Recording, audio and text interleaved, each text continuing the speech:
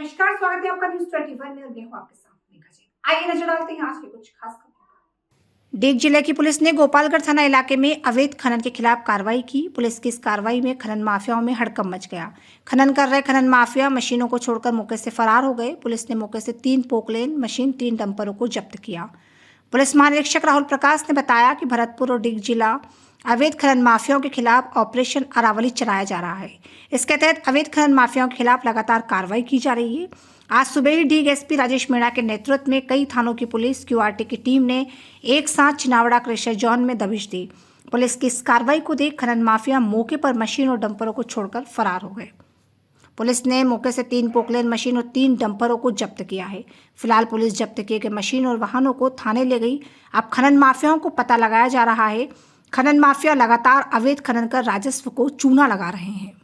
में 22 फरवरी से ऑपरेशन अरावली या अरावली प्रहार के नाम से अवैध पत्थरों के खनन, निर्गमन और अवैध बजरी के दोहन और निर्गमन के विरुद्ध विशेष अभियान शुरू किया गया था, जिसमें कि सभी जिलों में लगातार अच्छी कार्रवाई हो रही थी।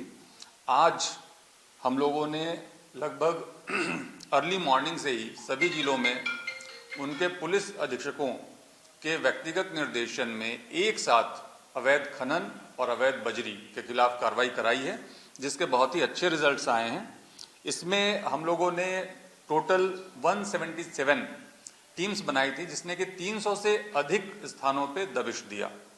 इसमें टोटल 55 एफआईआर दर्ज की गई है, या तो अवैध बजरी के दोहन की, परिवहन की अथवा अवैध खनन की, जिसमें कि 63 लोगों को हमने अरेस्ट किया है। इसमें 73 वाहन जब्त हुए हैं, जिसमें 5 जो है एलएनटी बड़े वाले एक्सकेवेटर हैं, 9 ट्रक और डंपर हैं और 59 ट्रैक्टर ट्रॉली हैं।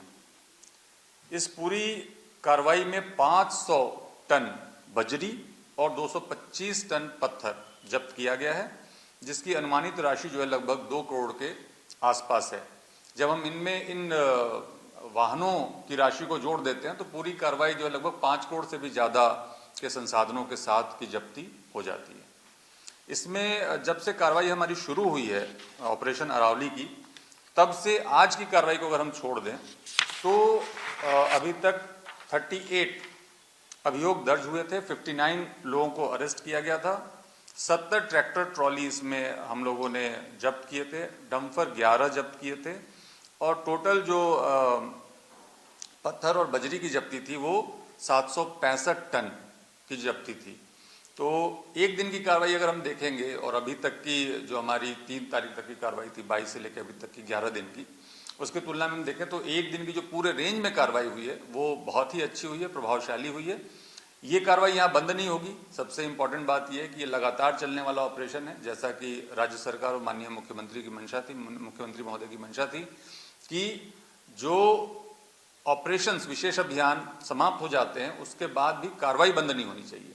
उसी मंशा के तहत ये ऑपरेशन शुरू किया गया था और ये लगातार चलने वाला है जब तक कि अवैध खनन और बजरी के निर्गमन, खनन पर हम लोग नियंत्रण स्थापित नहीं कर लेते। गो तस्करों के विरुद्ध अभियान शुरू किया गया था, जिसमें कि गो तस्करों को चिन्हित किया जा रहा है और उनकी सूची बना करके उनके खिलाफ कार्रवाई की जा रही है। इसके साथ ही जो हमारे गो तस्करी के मार्ग हैं उनमें जो स्थायी चौकियां पहले से संचालित थी उनको स्ट्रेंथन किया है, वहाँ पे जाब्ता बढ़ाया है और 11 नवीन चौकियां हमने उन मार्गों पे शुरू किया है। ये चौकियां न सिर्फ गो तस्करी रोकने का काम आ रही हैं, बल्कि जो साइबर क्रिमिनल्स हैं उनको पकड़ने के, वाहन चोरों को पकड़ने के, अवैध हथियारों को पकड़ने के, इनके भी काम आ रही है।